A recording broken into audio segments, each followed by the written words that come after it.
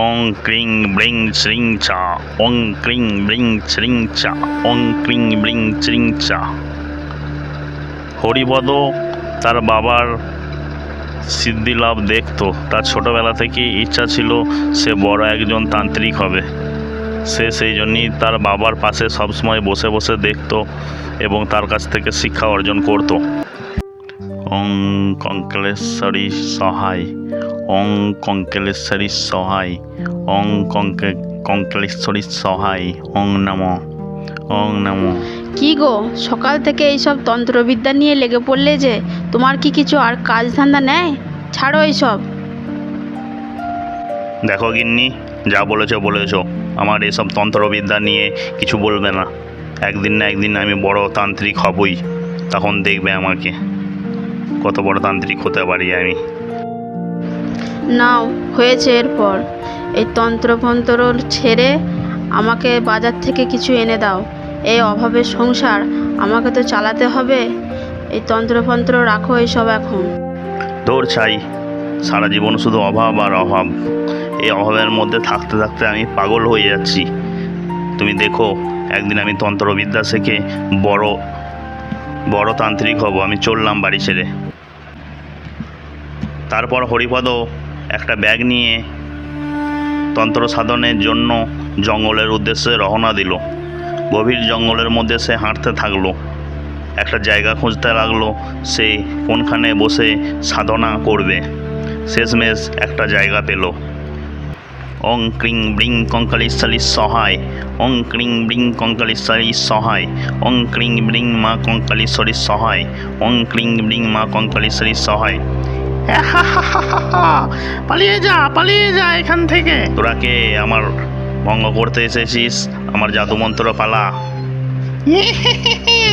ভাগ তোরা, ভাগ এখান থেকে, ভাগ।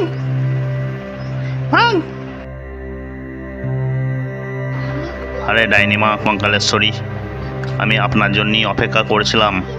আমি জাদুমন্ত্র শিখে বড় জাদুঘর হতে চাই, বড় তান্ত্রিক হতে চাই। আমার ঘরে খুব অভাব, আমার অভাব কিছুতেই মিটছে না। সেই জন্য আমি জঙ্গলের উদ্দেশ্যে বেরিয়ে পড়েছি তান্ত্রিক হওয়ার জন্যে। তুই বড় জাদুঘর হবি?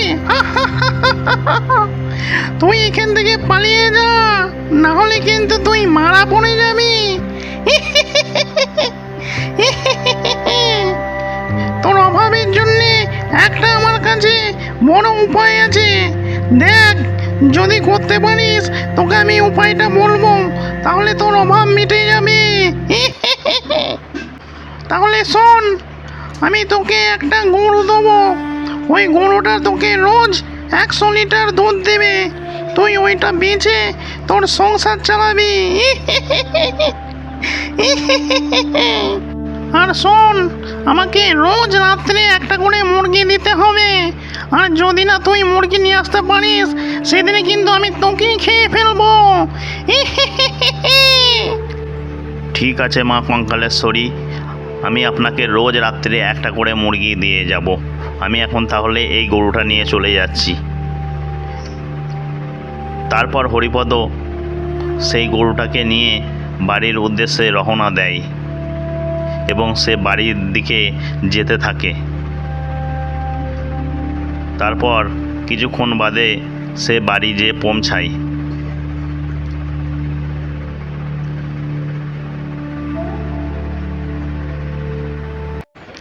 সেই যে মানুষটা সন্ধেবেলায় বেরিয়েছে, সকাল হয়ে গেল এখনো বাড়ি এলো না। কালকে এরকম করে না বললেই ভালো হতো। আমি যে তাকে এখন কোথায় খুঁজতে যাব? এই তো আসছে মনে হচ্ছে। কি গো, তোমার কি কোনো কাণ্ডজ্ঞান নেই? সেই যে সন্ধেবেলায় বেরিয়েছো, আমার কি চিন্তা হয় না নাকি? আরে, তোমার পেছনে একটা গরু মনে হচ্ছে। কাদের গরু ওটা? ওটা তাড়াও। হাই। আরে না গিন্নি, ওই গরুটা আমাদেরই। মাতা কঙ্কালেশ্বরী আমাকে এই গরুটা উপহার দিয়েছে। এই গরুটা রোজ 100 লিটার করে দুধ দেবে। তার পরিবর্তে আমাকে রোজ রাত্রে একটা করে মুরগি দিয়ে আসতে হবে। সে কি গো, রোজ 100 লিটার করে দুধ দেবে? তাহলে তো আমাদের সংসারে আর কোনো অভাব থাকবে না। রোজ ওই দুধ বিক্রি করি আমাদের সংসার চলে যাবে। আরে দেখছো দুধটা কেমন খাঁটি দুধ বেরোচ্ছে, গাঢ় দুধ, মোটা দুধ। এই দুধটা তো অনেক দাম পাওয়া যাবে। বাহ বাহ বাহ বাহ, মা কঙ্কেলেশ্বরী তো ঠিকই বলেছিল যে খাঁটি দুধ দেবে একদম। অনেক দুধ বেরোচ্ছে, অনেক।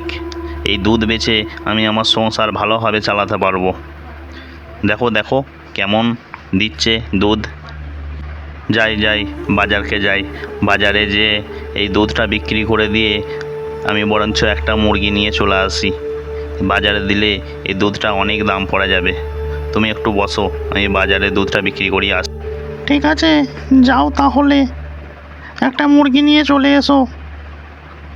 আমার খুব ভয় লাগছে, রাত্রে মুরগিটা দিতে যাবে। তুমি তাহলে এখানে থাকো, আমি বাজারে দুধটা বিক্রি করে দিয়ে এসে তারপরে মুরগিটা দিতে যাব রাত্রির দিকে।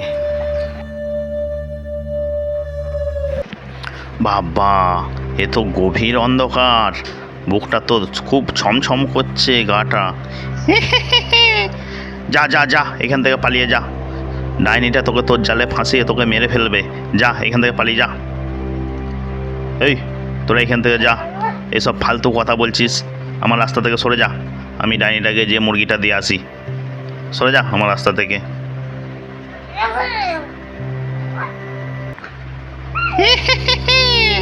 মুরগি এনেছিস? ভালোই করেছিস, দে দে মুরগিটা দে। মনে আছে তো, প্রতিদিন একটা করে মুরগি নিয়ে আসবি। দে দে দে, মুরগিটা আমার হাতে দে। নিন মা নিন। যা, আবার কালকে নিয়ে আসবি মুরগি। এখন চলে যা, যা পালা। হ্যাঁ গো, কালকে রাত্রে মুরগিটা যে দিতে গেলে কিছু অসুবিধা হয় না তো? আমাদের তো এরকম করে দুধ বিক্রি করে দিব্যি সংসার চলে যাচ্ছে। আর কিছুদিন গেলে আমরা তো বড়লোক হয়ে যাব মনে হচ্ছে। আরে না না, আমি জঙ্গলের মধ্যে গেলাম, ওইখানেতে আমার হাত থেকে মুরগিটা নিয়ে নিল, আবার চলে গেল। আর আমাকে বলল আবার কালকে যেন আবার মুরগি নিয়ে আসো। না, যদি মুরগি নিয়ে আসে তাহলে আমাকে সে খেয়ে ফেলবে, তাই মুরগি আনতে যাব। ঠিক আছে, তাহলে তুমি যাও, তাড়াতাড়ি মুরগিটা নিয়ে চলে আসো। আবার তো রাত্রে তোমাকে মুরগি দিতে যেতে হবে। তারপরের দিন সকালে হরিপদ বাজারে গেল। বাজার থেকে একটা মুরগি নিয়ে আসছিল। আসার সময়, আরে হরিদা, তুমি এত সকাল সকাল মুরগি নিয়ে কোথায় যাবে? শুনছি নাকি তুমি একটা গরু কিনেছো, গরুটা প্রচুর দুধ দেয়। তাহলে একদিন কি তোমাদের বাড়িতে যাব দুধ আনতে? দুধ পাওয়া যাবে কি? তাহলে বলো, তাহলে যাব। হ্যাঁ হ্যাঁ, নিশ্চয়ই যাবে। আমার গরুটা অনেক করে দুধ দিচ্ছে, কেউ ফিরে আসবে না, যেই যাবে সেই দুধ পাবে।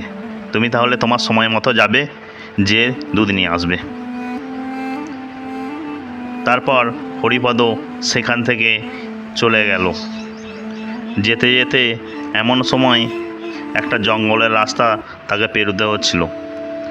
সে জঙ্গলের কাছ দিয়ে মুরগিটা হাতে নিয়ে যাচ্ছিল। যেতে যেতে এমন সময় কোথা থেকে একটা শিয়াল এসে তার হাত থেকে মুরগিটা নিয়ে ছুটে পড়ল।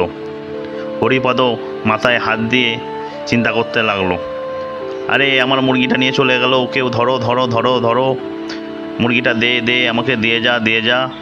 এই বলে হরিপদ ছুটে ছুটে ধরতে লাগলো, তবুও সে মুরগিটা ছাড়াতে পারলো না।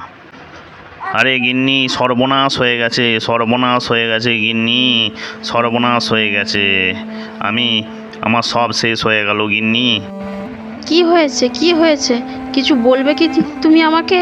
তুমি সঠিকভাবে না বললে আমি কি করে বুঝবো কি হয়েছে? বলো, তাড়াতাড়ি বলো কি হয়েছে। আরে গিন্নি, দুঃখের কথা আর কি বলবো। বাজার থেকে একটা মুরগি কিনে আনছিলাম, আনতে আনতে একটা শিয়াল এসে আমার হাত থেকে নিয়ে চলে গেল। আরে তাহলে তো মহা বিপদ। আজকে আর তোমাকে মুরগি দিতে যেতে হবে না। তুমি যাও, ঘরেতে যে চুপচাপ লুকিয়ে বসে থাকো। যা হয় হবে, যাই, ওকে বুঝিয়ে বলবো ডাইনিকে।